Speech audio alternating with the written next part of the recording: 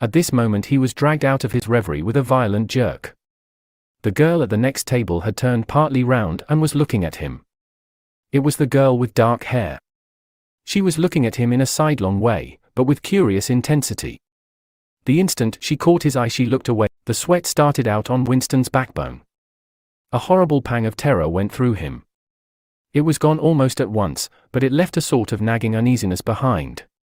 Why was she watching him? Why did she keep following him about? Unfortunately, he could not remember whether she had already been at the table when he arrived, or had come there afterwards. But yesterday, at any rate, during the 2 minutes' hate, she had sat immediately behind him when there was no apparent need to do so. Quite likely her real object had been to listen to him and make sure whether he was shouting loudly enough. His earlier thought returned to him, probably she was not actually a member of the thought police, but then it was precisely the amateur spy who was the greatest danger of all. He did not know how long she had been looking at him, but perhaps for as much as 5 minutes, and it was possible that his features had not been perfectly under control. It was terribly dangerous to let your thoughts wander when you were in any public place or within range of a telescreen. The smallest thing could give you away. A nervous tic, an unconscious look of anxiety, a habit of muttering to yourself, anything that carried with it the suggestion of abnormality, of having something to hide. In any case, to wear an improper expression on your face, to look incredulous when a victory was announced, for example, was itself a punishable offense. There was even a word for it in newspeak, face crime, it was called. The girl had turned her back on him again. Perhaps after all she was not really following him about, perhaps it was coincidence that she had sat so close to him 2 days running. His cigarette had gone out, and he laid it carefully on the edge of the table. He would finish smoking it after work, if he could keep the tobacco in it. Quite likely the person at the next table was a spy of the thought police, and quite likely he would be in the cellars of the Ministry of Love within 3 days, but a cigarette end must not be wasted. Syme had folded up his strip of paper and stowed it away in his pocket. Parsons had begun talking again. "Did I ever tell you, old boy," he said, chuckling round the stem of his pipe, "about the time when those 2 nippers of mine set fire to the old marketwoman's skirt because they saw her wrapping up sausages in a poster of BB, sneaked up behind her and set fire to it with a box of matches. Burned her quite badly, I believe. Little beggars, eh? But keen as mustard. That's a first-rate training they give them in the spies nowadays, better than in my day, even. What do you think's the latest thing they've served them out with? Ear trumpets for listening through keyholes. My little girl brought one home the other night, tried it out on our sitting room door, and reckoned she could hear twice as much as with her ear to the hole. Of course it's only a toy, mind you. Still, gives the right idea, eh?" At this moment the telescreen let out a piercing whistle. It was the signal to return to work. All 3 men sprang to their feet to join in the struggle round the lifts, and the remaining tobacco fell out of Winston's cigarette.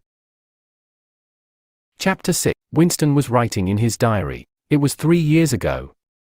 It was on a dark evening, in a narrow side street near one of the big railway stations. She was standing near a doorway in the wall, under a street lamp that hardly gave any light. She had a young face, painted very thick. It was really the paint that appealed to me, the whiteness of it, like a mask, and the bright red lips. Party women never paint their faces. There was nobody else in the street, and no telescreens. She said $2. For the moment it was too difficult to go on. He shut his eyes and pressed his fingers against them, trying to squeeze out the vision that kept recurring. He had an almost overwhelming temptation to shout a string of filthy words at the top of his voice. Or to bang his head against the wall, to kick over the table, and hurl the inkpot through the window, to do any violent or noisy or painful thing that might black out the memory that was tormenting him. Your worst enemy, he reflected, was your own nervous system. At any moment the tension inside you was liable to translate itself into some visible symptom.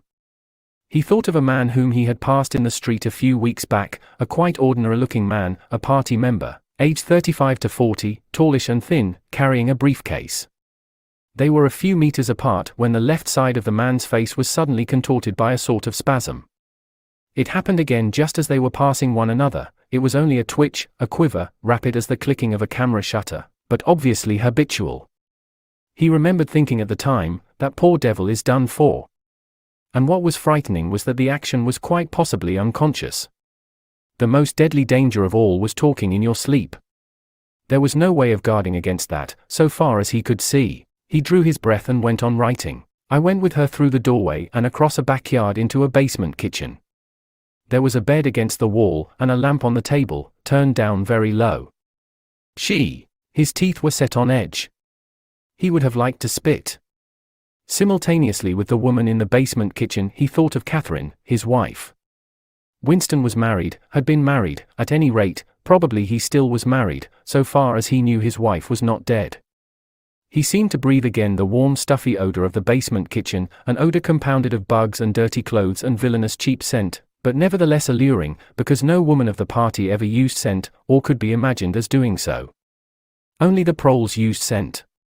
In his mind the smell of it was inextricably mixed up with fornication. When he had gone with that woman it had been his first lapse in 2 years or thereabouts.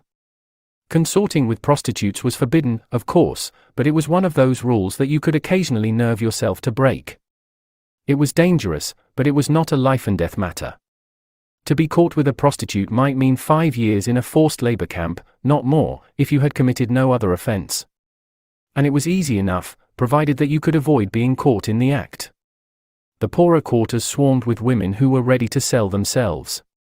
Some could even be purchased for a bottle of gin, which the proles were not supposed to drink.